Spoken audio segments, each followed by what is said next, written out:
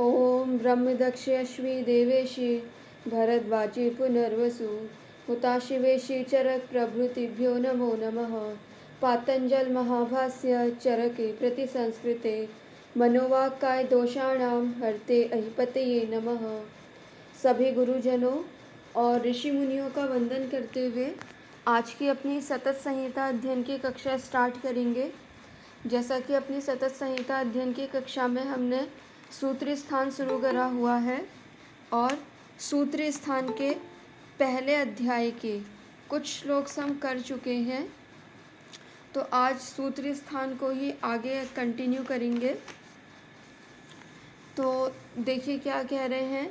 प्रथमो अध्यायो अथातो दीर्घम जीवितियम व्याख्यास्यामः इति है स्म भगवान आत्रेय, यानी कि मंगल आचरण करने के बाद अब यहाँ से दीर्घम जीविती अध्याय की व्याख्या करेंगे। इस श्लोक की क्या टीका है, क्या उसकी एक्सप्लेनेशन है, वो हम पुरानी क्लास में पढ़ चुके हैं। अभी क्या है कि बस एक रिवीजन पर्पस से सारे के सारे श्लोक बस नॉर्मली गो थ्रू करेंगे। फिर क्या कह रहे हैं। दीर्घम जीवन इच्छन भरद्वाज उप आगतम इंद्रम उग्र तपा बुद्धिवा शरणम अमरेश्वरम, यानी कि क्या दीर्घ जीवन की इच्छा से भरद्वाज ऋषि जो थे वो क्या गए, अमरेश्वर प्रभु इंद्र की शरण में गए। फिर श्लोक नंबर 4-5 ये भी हमने अच्छे से पढ़ा हुआ था। श्लोक नंबर 4-5 में हमें आयुर्वेद का अवतरण बताया गया है। क्या कह रहे हैं। ब्रह्मणा ही यथा प्रोक्तम आयुर्वेदम प्रजापति जग्राह निखिलेन आदाव अश्विनौ तु पुनः ततः अश्विभ्यां भगवान शक्रः प्रतिपेदेह केवलम ऋषि प्रोक्तो भरद्वाजो तस्मात् शक्रम उप आगमत, यानी कि ये वाले श्लोक को भी हमने पूरा देख लिया था। इसमें जो हमें एक मेन पॉइंट याद रखना था वो ये याद रखना था, जो इंद्र भगवान है उनके लिए क्या आया है, प्रतिपेदेह केवलम, यानी कि क्या इंद्र भगवान ने क्या करा था, सिर्फ आयुर्वेद के ज्ञान को ग्रहण करा था, उन्होंने किसी को अभी तक दिया नहीं था। इसीलिए जो भरद्वाज ऋषि थे वो इंद्र के पास ही गए थे, ना कि अन्य ब्रह्मा आदि दक्ष प्रजापति के पास। ठीक है। फिर उसके बाद श्लोक नंबर 6-7 कि आयुर्वेद के अवतरण के पीछे रीज़न क्या था, क्यों आयुर्वेद के अवतरण की ज़रूरत पड़ी, क्यों ऐसे ज़रूरत पड़ी कि आयुर्वेद को पृथ्वी लोक पर के लेकर के आया जाए भगवान ऋषि के भरद्वाज ऋषि के द्वारा।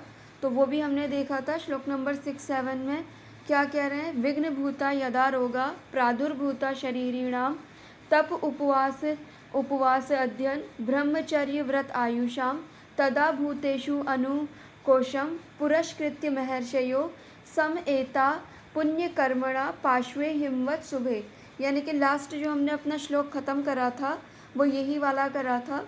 इस श्लोक में उन्होंने ये बताया था कि क्या हुआ था कि जब रोगों की उत्पत्ति हुई थी, यानी कि जब इस शरीर में रोगों की उत्पत्ति हुई थी तो क्या हुआ था, उस टाइम के जो ऋषि मुनि थे उनके तप उपवास अध्ययन ब्रह्मचर्य और व्रत आयुष, यानी कि ये जो टास्क वो किया करते थे, ये जो एक्टिविटीज़ वो किया करते थे, रोग होने की वजह से इनमें क्या होने लगा, विघ्न उत्पन्न होने लगा। ठीक है।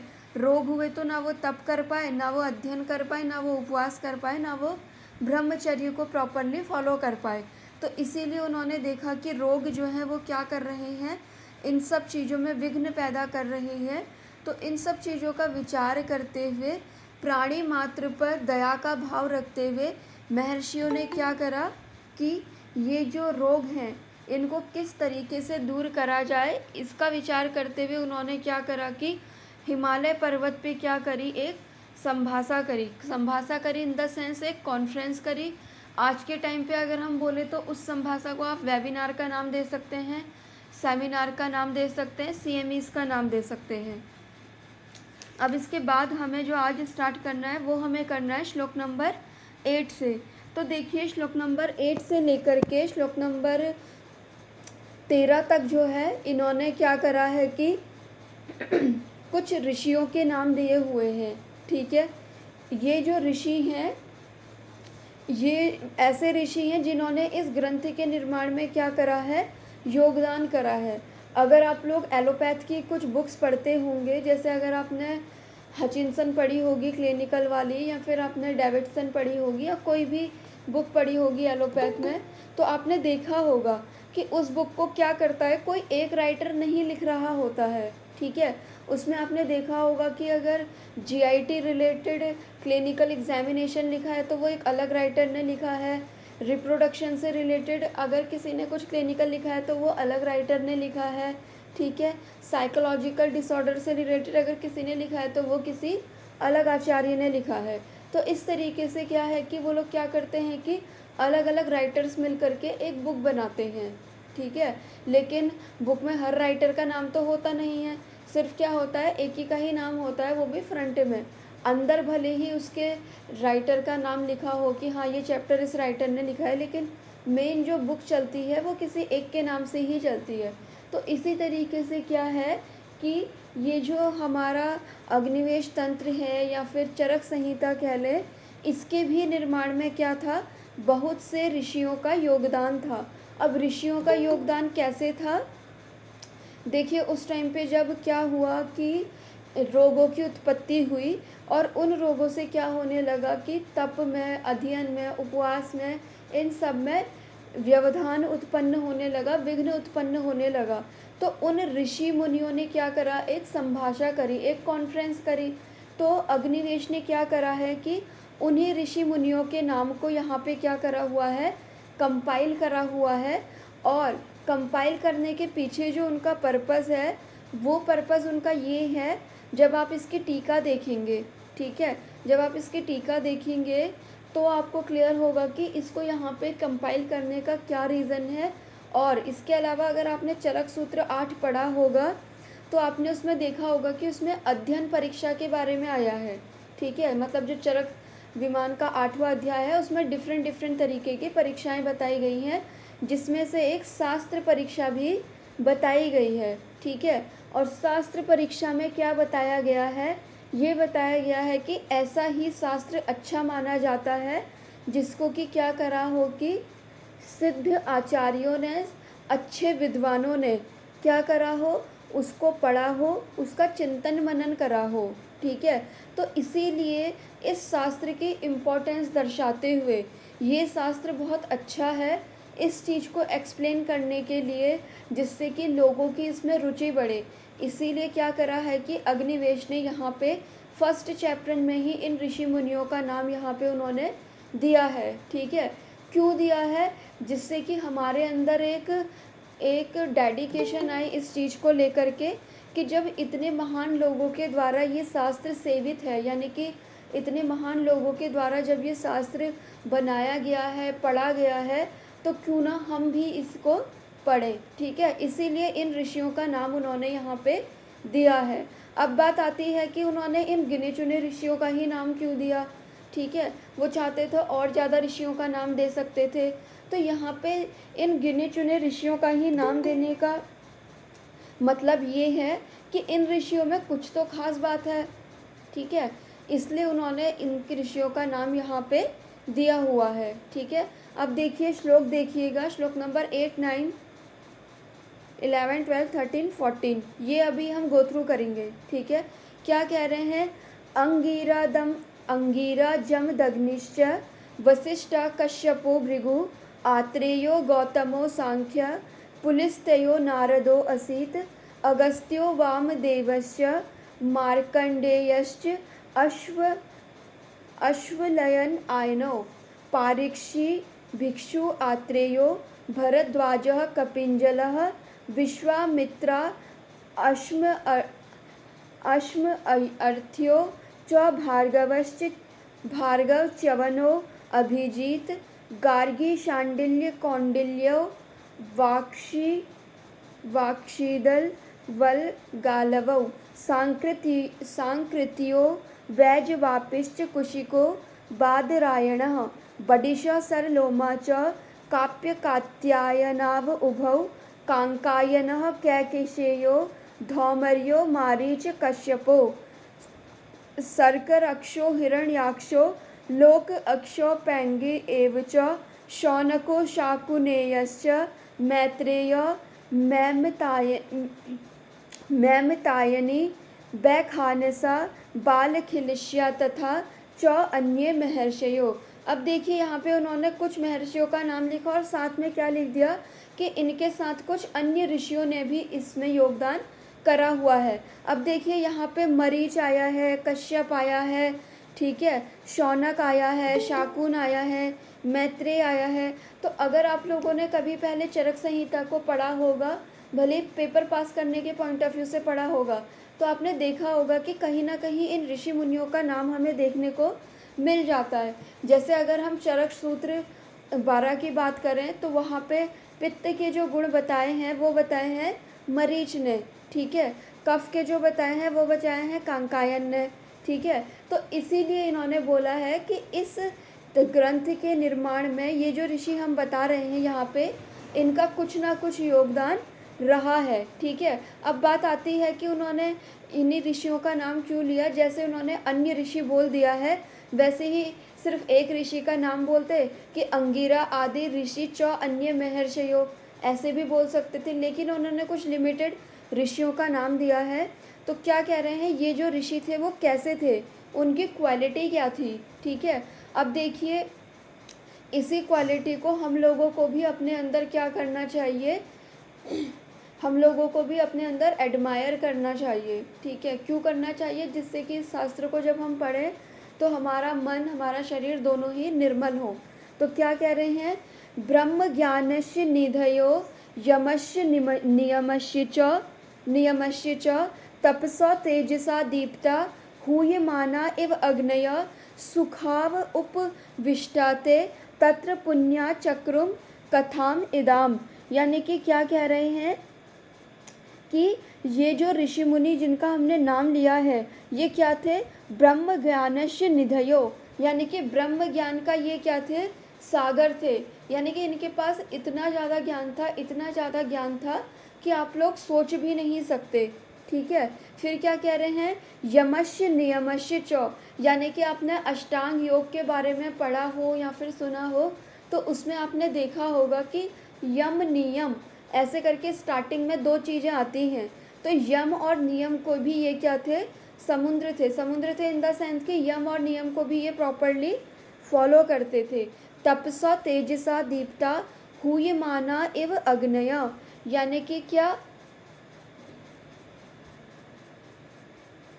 यानी कि क्या कह रहे हैं कि इन ऋषि मुनियों के जो तप करते थे, मतलब कि इनके तप का जो तेज था वो ऐसा था कि जैसे अग्नि होती है ना, जब आपने देखा भी होगा हवन होते हुए अग्नि हो रही होती है, उसमें धीरे धीरे करके वो बुझ रही होती है और उसमें तुरंत से अगर हम घी की आहुति देते हैं तो वह बहुत तेज़ी से क्या होती है, दीप्त होती है।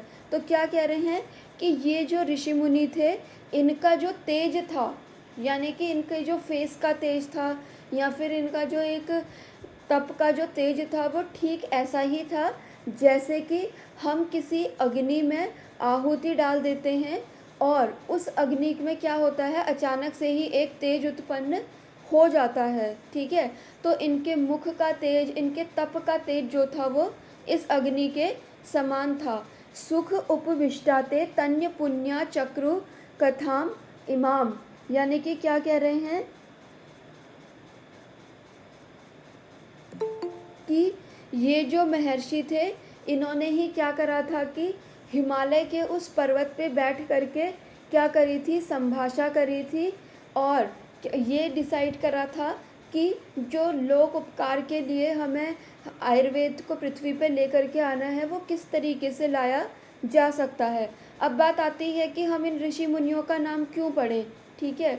अगर आप लोग ने कभी अभिजीत सराफ सर को सुना होगा तो सर ने अपने एक लेक्चर में बोला था कि इन जो ऋषि मुनियों का नाम है उनको हमें क्या करना चाहिए, प्रातःकाल ब्रह्म मुहूर्त में उठ करके इन सब का नाम क्या करना चाहिए, एक बार लेना चाहिए। जैसे हम नॉर्मल प्रार्थना करते हैं ना, वैसे ही हमें इन ऋषि मुनियों का नाम भी क्या करना चाहिए, बोलना चाहिए। और इवन सर ने इसमें यह भी बोला था कि मेरा खुद का एक्सपीरियंस है कि मैं इतने सालों से जो है इन ऋषि मुनियों का नाम जो है वो चैंट कर रहा हूँ यानी कि पूरे दिन भर में एक बार जब भी मैं चरक संहिता पढ़ता हूँ या फिर सुबह जब मेरी आराधना का टाइम होता है, तो मैं इन ऋषि मुनियों का टाइम जो है वो नाम जो है वो गो थ्रू करता हूँ, ठीक है। तो उस टाइम पे तो मुझे समझ नहीं आया था कि सर ऐसा क्यों करते होंगे, लेकिन जब मैंने इसकी टीका पढ़ी तो मुझे समझ आया उसके पीछे का रीज़न। तो देखिए, अब जब आप इसकी टीका पढ़ेंगे तो क्या कह रहे हैं, के ते महर्षिया इति आ इंगिरा इत्यादि।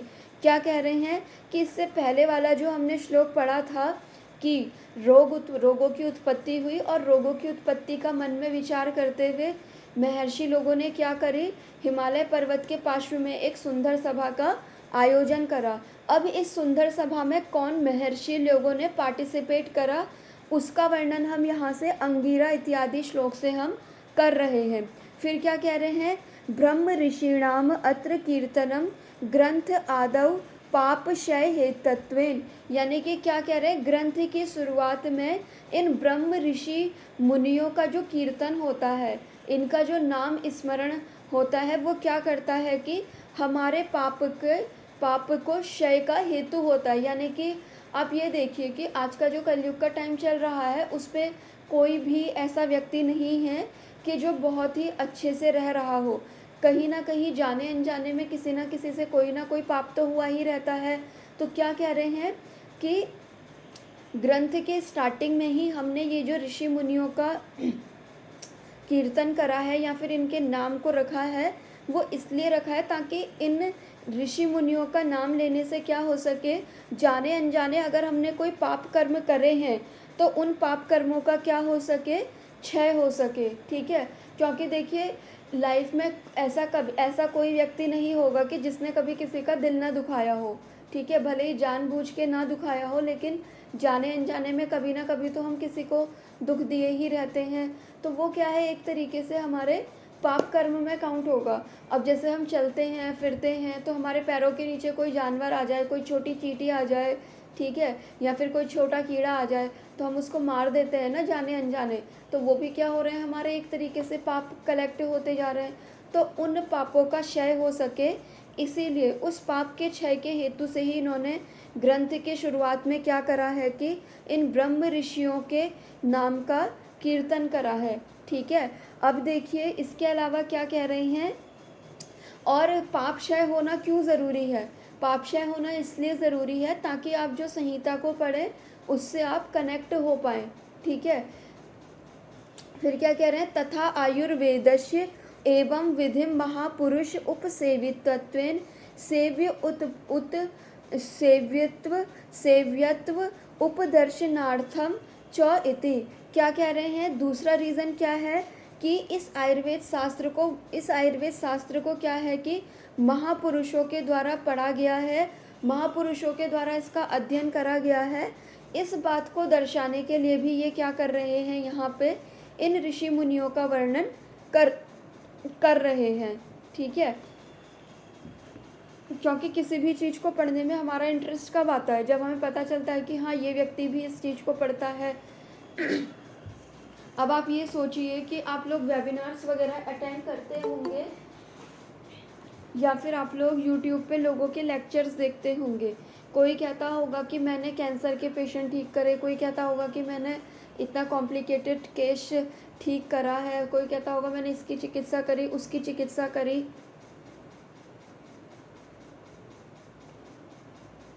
और उसमें से कुछ लोग अच्छे भी होते हैं जो पूरी संहिताओं के रेफरेंस के साथ हमें चीज़ें बताते हैं।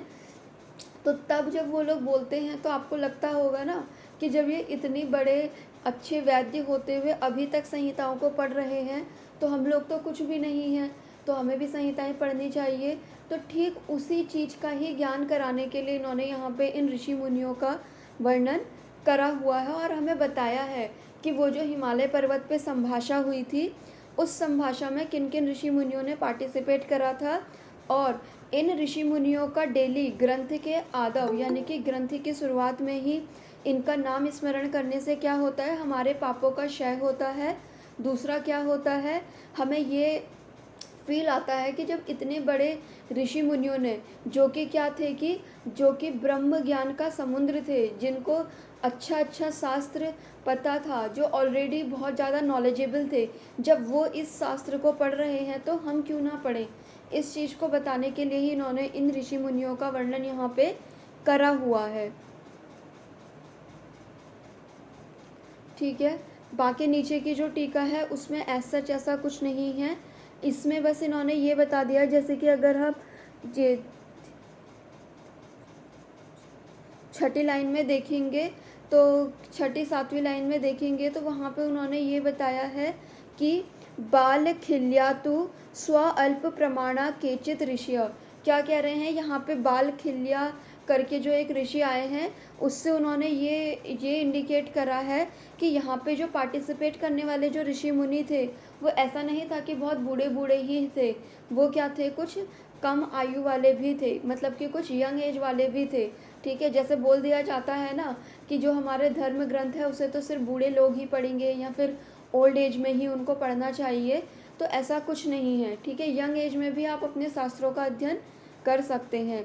तो ये तो बात हुई हमारे श्लोक नंबर 8 से लेकर के 14 तक की। ठीक है, अगर आप लोग चाहें तो आप लोग भी ऐसा कर सकते हैं, जब भी आप संहिता खोल करके बैठें या फिर जब भी आप संहिता पढ़ने के लिए बैठें, तो ये इस श्लोक में जो ये ऋषि मुनियों का नाम दिया हुआ है, उनका आप क्या कर सकते हैं, एक बार सिंपल सिर्फ नाम बोल सकते हैं। कैसे बोल सकते हैं, जैसे कि आप पढ़ने के लिए आपने बुक खोली, आपने जो भी आप अपनी प्रार्थना करते हैं पढ़ने से पहले वो आपने करी, फिर उसके बाद खोल करके क्या करा, इन ऋषि मुनियों का इस श्लोक को बस क्या करा, एक बार पढ़ दिया, सिर्फ उसकी संस्कृत उसकी हिंदी नहीं।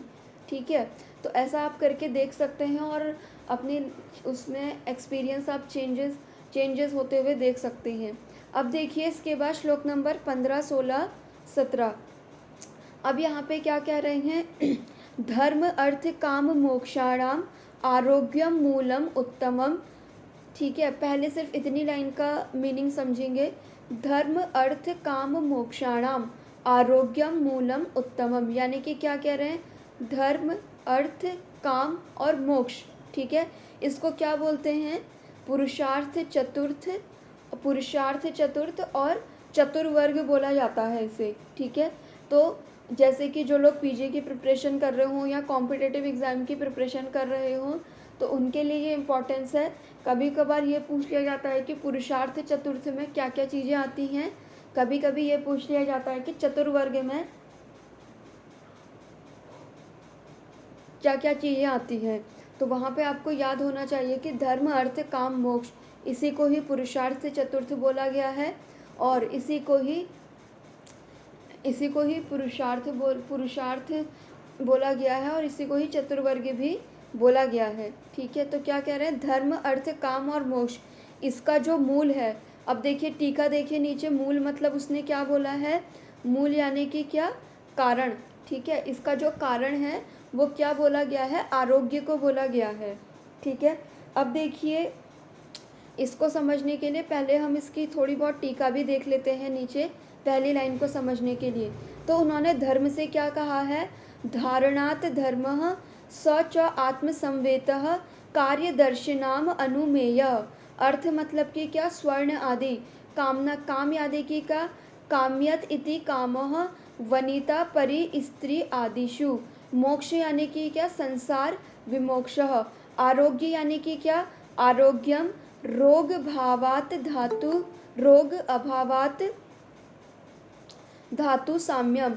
मूलम यानी कि क्या, कारणम। उत्तमम यानी कि क्या, उत्तमम इति प्रधानम। ठीक है, यानी कि जो पहली लाइन है उसके हर एक शब्द की उन्होंने टीका में उसे एक्सप्लेन कर दिया है कि इस शब्द से आपको क्या लेना है, इससे आपको क्या समझना है। ठीक है, एक मिनट होल्ड कीजिएगा।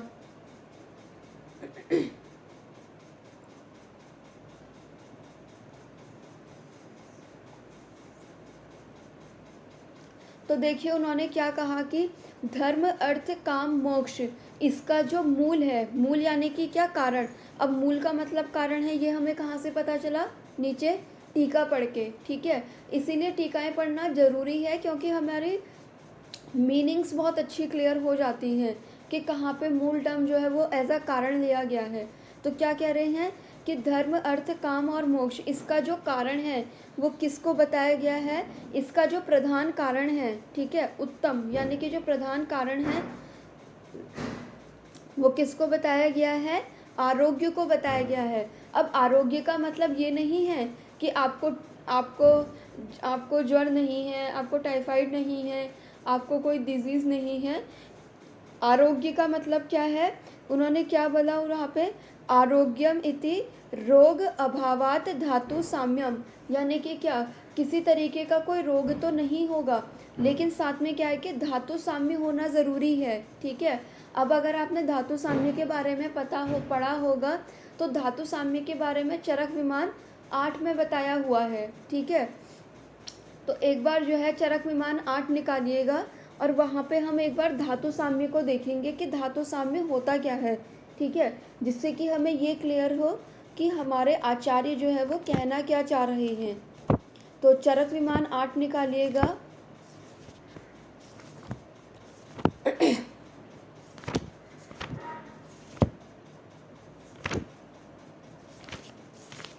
देखिए ये जो मैं आपको चरक विमान 8 में लेकर के जा रही हूँ ना, वो सिर्फ इसलिए लेकर के जा रही हूँ क्योंकि धातु साम्य ये हमने पढ़ा तो बहुत है कि विकारो धातु साम्यम विकारो धातु वैषम्यम साम्यम आरोग्यता, ऐसे करके ये कोटेशन तो हमने बहुत पढ़ी है।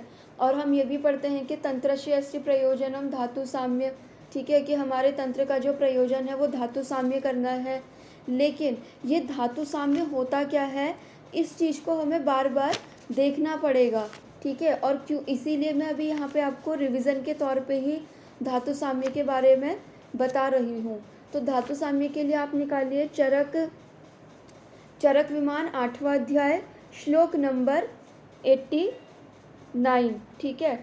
श्लोक नंबर 89 में उन्होंने क्या बोला है, कार्य मिल गया है ना सबको, श्लोक नंबर 89 चरक विमान 8 में। Yes ma'am. ठीक है, तो चरक विमान 8 में श्लोक नंबर 89 देखेंगे, वहाँ पे देखिए उन्होंने क्या बोला है, कार्यम धातु साम्यम, यानी कि जो कार्य है वो क्या है, धातु साम्य है। अब ये कार्य क्या होता है, इसके लिए आपको चरक विमान के ही इससे पहले वाले श्लोक पढ़ने पड़ेंगे, ठीक है। सिंपली अगर मैं आपको बताऊं तो कार्य यानी कि क्या, चिकित्सा। हम लोग चिकित्सक हैं तो हमारे लिए कार्य क्या है, चिकित्सा है। तो क्या कह रहे हैं, कार्यम धातु साम्यम, यानी कि कार्य जो है वो धातु साम्य है। और उसका लक्षण क्या है, अब जैसे कि ऐसा तो होगा नहीं कि आप पेशेंट को आपने दवाई दी, पेशेंट ठीक हो गया और वो अपने मुंह से बताएगा कि डॉक्टर साहब अब मेरा ना धातु साम्य हो गया है, अब आप मुझे दवाइयाँ देना बंद कर दो, ऐसा तो नहीं होगा। और अपने आयुर्वेद में तो ऐसा भी नहीं है कि हम लैब इन्वेस्टिगेशन करा लें एलोपैथ की तरह।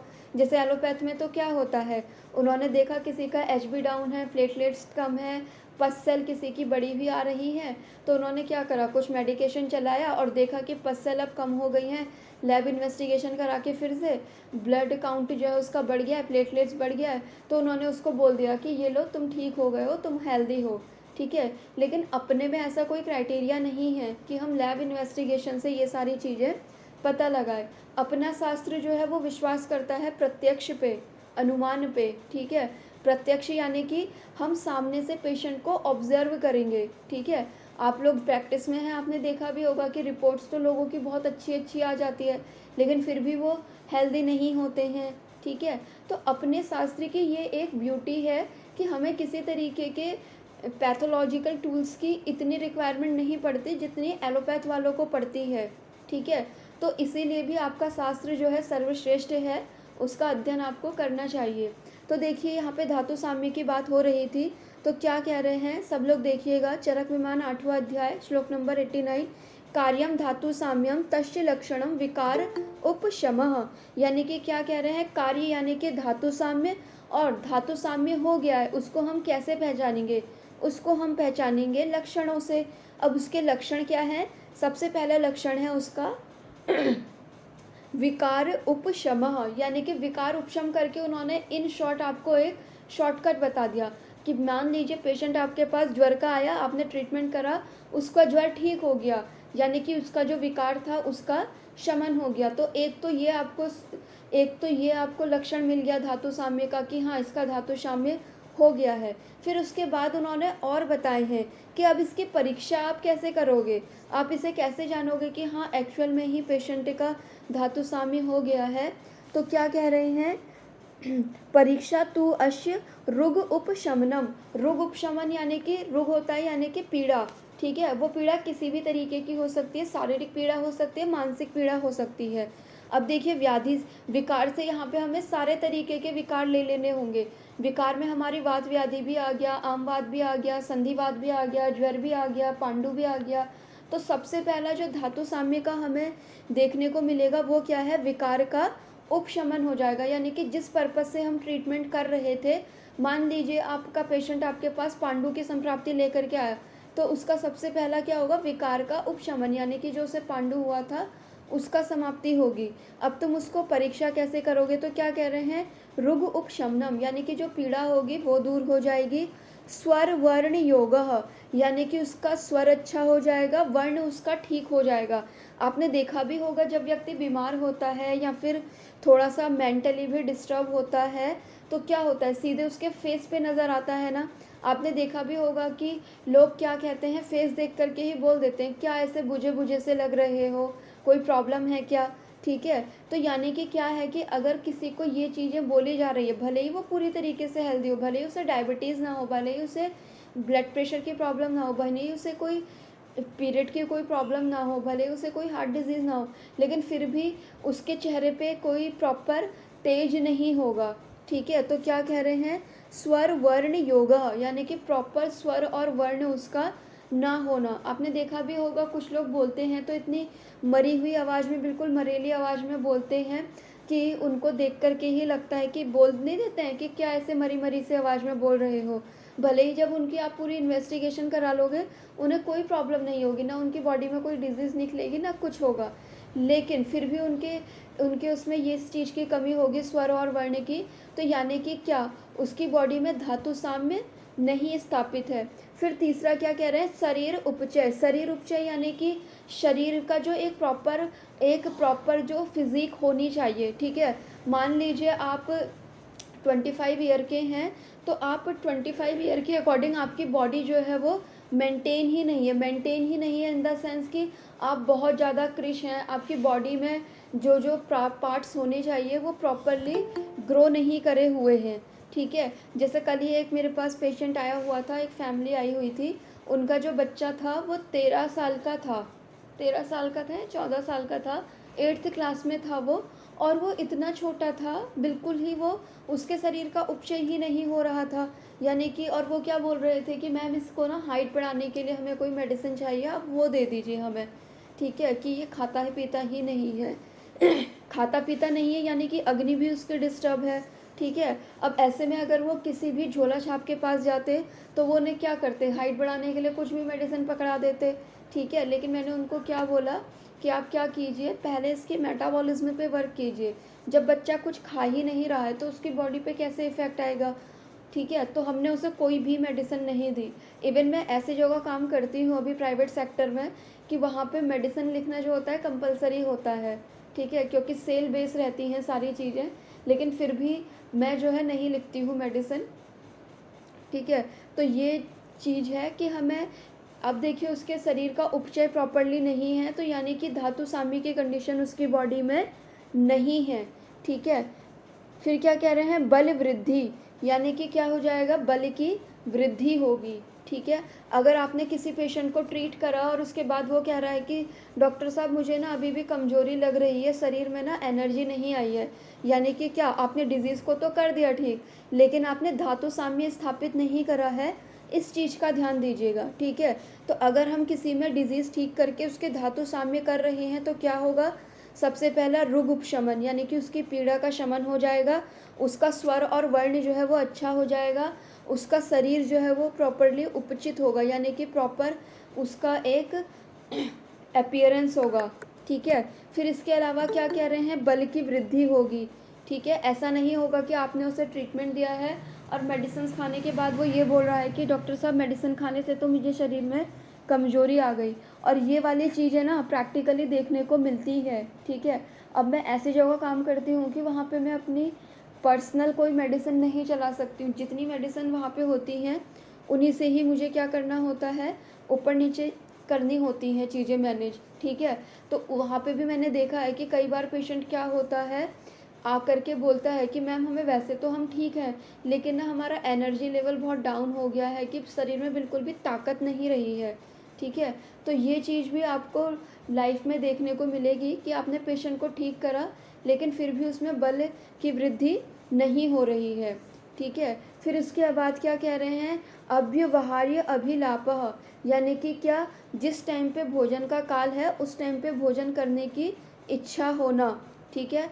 भोजन खाने की इच्छा होना, भोजन में रुचि उत्पन्न होना और आहार का सम्यक रूप से पच जाना, ठीक है। फिर क्या कह रहे हैं, निद्रा लाभो यथा कालम, यानी कि एक प्रॉपर टाइम में नींद आना।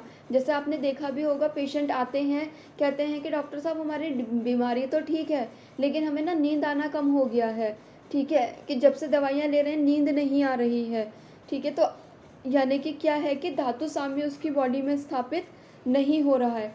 आप लोग भी अपनी बॉडी में ऑब्जर्व कीजिएगा ये सारे सिम्टम्स, तो आपको पता चलेगा।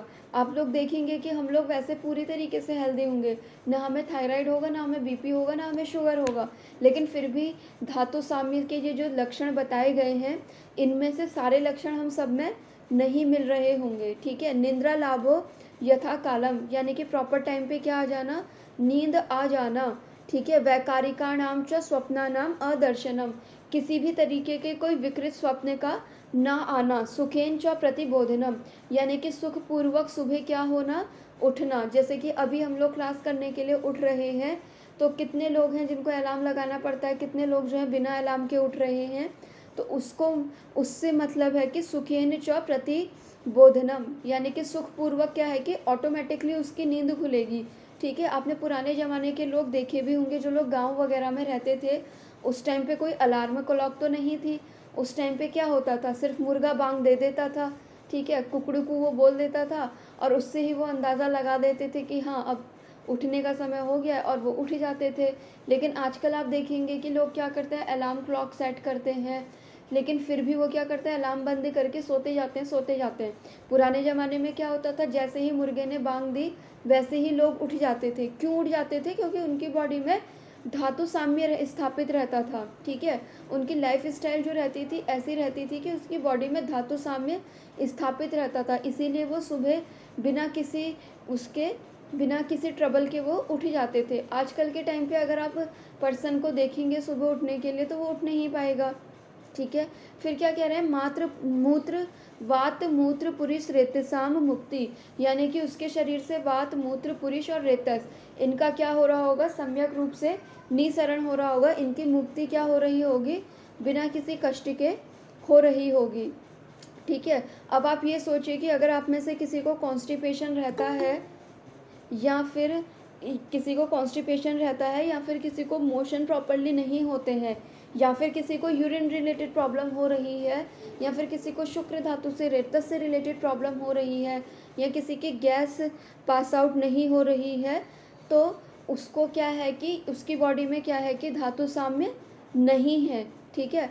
आप देखेंगे कि आपके पास जो पेशेंट आते होंगे, उसमें से मोस्ट ऑफ द पेशेंट के उसमें वात मूत्र पुरुष, इसका क्या हो रहा होता है कि सम्यक मुक्ति इनकी नहीं हो रही होती है। हर पेशेंट लिटिल बिट अमाउंट में क्या कहेगा, हाँ मुझे गैस भी रहती है, हाँ मुझे कॉन्स्टिपेशन भी रहता है, हाँ मुझे टॉयलेट में भी थोड़ी बहुत दिक्कत होती है, ठीक है। अब आप ये सोचिए कि कोई पेशेंट आपके पास आ रहा है, ठीक है। जैसे अपना एक केस बताऊँ, मेरे पास एक पेशेंट आता था, उसको क्या होता था कि 20-22 साल का वो लड़का था, ठीक है। उसको ना यूरिन का फ्लो प्रॉपरली नहीं आ रहा था, ठीक है, और उसने सारी इन्वेस्टिगेशन करवाई हुई थी। इन्वेस्टिगेशन में एज सच कुछ नहीं निकला था। लास्ट में एलोपैथ डॉक्टर ने उसे पेल्विक मसल, उन्होंने ये बोल दिया कि आपकी जो पेल्विक मसल है उनकी डिजीज़ आपको है और इसका कोई ट्रीटमेंट नहीं है, ठीक है। तो मैंने क्या करा था, मैंने उसको सिंपली चंद्रप्रभावटी और ऐसे ही उसके कॉन्स्टिपेशन की भी हिस्ट्री थी, तो इन सब चीज़ों को ध्यान में रखते हुए प्रॉपर औषध सेवन काल का यूज़ करते हुए उसको मेडिसिन देना चालू करा था, और मेडिसिन लेकर के उसके यूरिन का फ्लो भी काफ़ी अच्छा आ गया था, ठीक है। लेकिन क्या था कि 22 साल का लड़का था, वो लाइफ टाइम तो मेडिसिन नहीं खा सकता था, तो उसने क्या कहा, उसने कहा कि मैम अब मैं दवाइयाँ नहीं खाऊँगा, और अब मुझे एलोपैथ डॉक्टर ने ये बोला है कि पेल्विक फ्लोर की जो मसल्स हैं उसको वो ट्रीट करने के लिए, वैसे तो उसका कोई ट्रीटमेंट नहीं होता है, लेकिन फिर भी वो अपनी तरफ से कुछ करेंगे उसका, तो मैं वो कराने जा रहा हूँ, ठीक है। जबकि उस केस में कुछ नहीं था, उसमें अगर हम सिंपल मात्रा बस्ती दे देते या फिर उत्तर बस्ती दे देते तो वो बच्चा जो था वो ठीक हो जाता, ठीक है। इसके अलावा उस बच्चे में ये भी था कि उसे इंटरनल पाइल्स की भी प्रॉब्लम थी, जो हम बोलते हैं ना सहज अर्श, तो उसे सहज अर्श की भी उसकी संप्राप्ति थी। लेकिन एलोपैथ वालों ने क्या करा, उसमें सिर्फ ये बोल दिया कि पेल्विक फ्लोर की जो मसल्स है उसकी ये डिजीज़ है और इसका कोई ट्रीटमेंट नहीं होता है, बस आप क्या करो कि पेल्विक फ्लोर से रिलेटेड जो एक्सरसाइज होती हैं बस वो चीज़ करो, ठीक है। अगर हमने अपना शास्त्र पढ़ा होगा तो हमारा दिमाग जो है वहाँ पे पेल्विक फ्लोर मसल की तरफ ना जा कर के इस चीज़ पे जाएगा कि हमारी बॉडी का या फिर पेशेंट का धातु साम्य प्रॉपर नहीं है, इसीलिए इसके वात मूत्र पुरुष इसकी क्या हो रही है, प्रॉपरली मुक्ति नहीं हो रही है, ठीक है। वरना अगर हमने शास्त्र नहीं पढ़ा होगा तो हम भी क्या करेंगे, उसने जो हमें अपनी रिपोर्ट ला करके दिखा दी उसी रिपोर्ट्स के अकॉर्डिंग हम क्या करेंगे, उसका ट्रीटमेंट करना स्टार्ट कर देंगे, ठीक है। अब देखिए जैसे उसमें उन्होंने पेल्विक फ्लोर की मसल्स के बारे में कहा हुआ था उसकी रिपोर्ट्स में, या फिर उसको बताया हुआ था डॉक्टर्स ने, तो उसमें भी देखिए अगर हम अपनी बस्ती चिकित्सा करेंगे तो उससे भी क्या है, जो हमारी मसल्स वगैरह होंगी वो रिलैक्स होंगी, है ना। तो उससे भी क्या है कि हम उस केस में भी हम उस पेशेंट को रिलीफ दे सकते थे, ठीक है। दे क्या सकते थे, मैंने जब उसे सिर्फ मेडिसिन से रिलीफ मिला था, उसे मेडिसिन देने के बाद, और मेडिसिन में कुछ नहीं था, सिंपली चंद्रप्रभा वटी थी, एक आई थिंक आरोग्यवर्धिनी वटी थी, और एक शायद कुछ ऐसा था, त्रिफला त्रिफला था आई थिंक एक। तो यही बेसिक सी ही मेडिसिन थी, बस इनको लेने का तरीका अलग था, औषध सेवन काल के अकॉर्डिंग उसे दी गई थी। एक मेडिसिन उसे अपान काल में दी गई थी, एक समान काल में दी गई थी, एक व्यान काल में दी गई थी। तो इस तरीके से भी हमें सोचना होता है, ठीक है। हमें सिर्फ रिपोर्ट्स के ऊपर नहीं जाना है, हमें अगर धातु साम्य वाला ये श्लोक अपने माइंड में रट लिया, ठीक है, इसको अपने माइंड में बिठा लीजिए। बल्कि आप ऐसा भी कर सकते हैं, जहाँ पे आपकी ओपीडी है ना, वहाँ पे एक छोटा सा चिट लगा करके रख लीजिए, जैसे हम अपनी टेबल पे मेडिसिन के चिट लगाते हैं ना, वैसे ही ये वाले श्लोक का भी आप चिट लगा करके रख सकते हैं, जिससे आपके माइंड में वो चीज़ जो है वो सेट हो जाए कि हमारा जो पर्पज़ है वो पेशेंट की रिपोर्ट ठीक करना नहीं है, बल्कि धातु साम्य स्थापित करना है, ठीक है। और धातु साम्य स्थापित हो गया है वो हम इन सिम्टम्स से समझेंगे, ठीक है। अब आप सोच रहे होंगे कि यहाँ पे निंद्रा का वर्णन क्यों आया। निंद्रा का वर्णन इसलिए आया है, अगर आपने शास्त्र पढ़ा होगा तो आयुर्वेद जो है वो बॉडी को एज अ होल लेता है, ठीक है। वो मन के ऊपर भी विचार करता है, आत्मा के ऊपर भी विचार करता है, इंद्रियों के ऊपर भी विचार करता है, ठीक है। और औषध से ज़्यादा जो उसका जोर रहता है वो रहता है आहार, निंद्रा, ब्रह्मचर्य, इस चीज़ों से के ऊपर उसका वो रहता है, ठीक है। तो इसीलिए यहाँ पे निंद्रा वगैरह सारी चीज़ें ही दी गई हैं। और आप ये देखिए कि जो लोग बोलते हैं कि आयुर्वेद बिल्कुल भी क्लिनिकल नहीं है, संहिताएं पूरी टोटली नॉन क्लिनिकल है, अगर आप ये वाली चीज़ देखेंगे तो ये टोटली क्लिनिकल लग रही है ना आप सब लोगों को।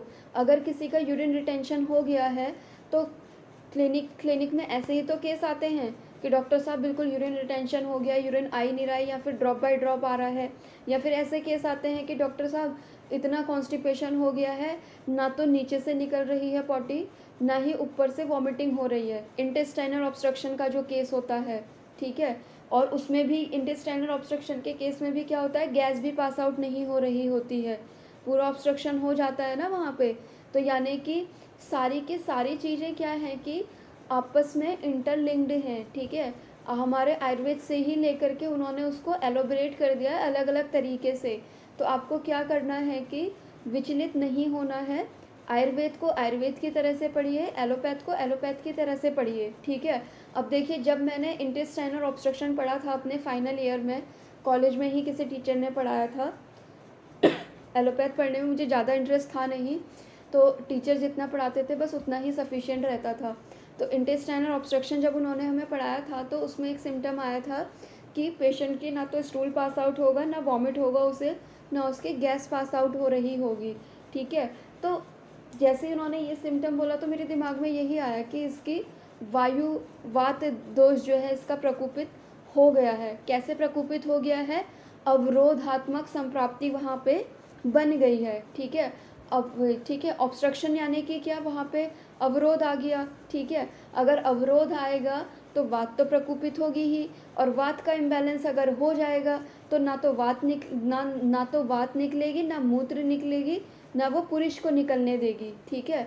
तो इंटेस्टाइनल ऑब्स्ट्रक्शन के जो केस हैं वो भी आप लोग मैनेज कर सकते हैं, लेकिन डिपेंड करता है कि पेशेंट आपके पास कैसी कंडीशन ले करके आ रहा है, ठीक है। एलोपैथ में तो आप देखते ही हैं कि क्या करते हैं, जो इंटेस्टाइनल ऑब्स्ट्रक्शन होता क्या है, उसमें होता क्या है कि आपस में जो इंटेस्टाइन है वो रोल कर जाती है। इंटरसेप्शन करके एक टर्म आता है उसके लिए, तो एक के ऊपर एक उसका लूप जो होता है चढ़ जाता है, ठीक है। तो वो क्या करते हैं कि उस लूप को हटा करके जो पार्ट उन्हें लगता है कि कट करना है उसको वो कट कर देते हैं, ठीक है। तो वैसी वाली कंडीशन में भी हमें क्या करना है कि अगर पेशेंट वापस हमारे पास आता है अपना ऑपरेट कराने के बाद भी, तो हमें उसकी वात दोष पे ध्यान देने की ज़रूरत है।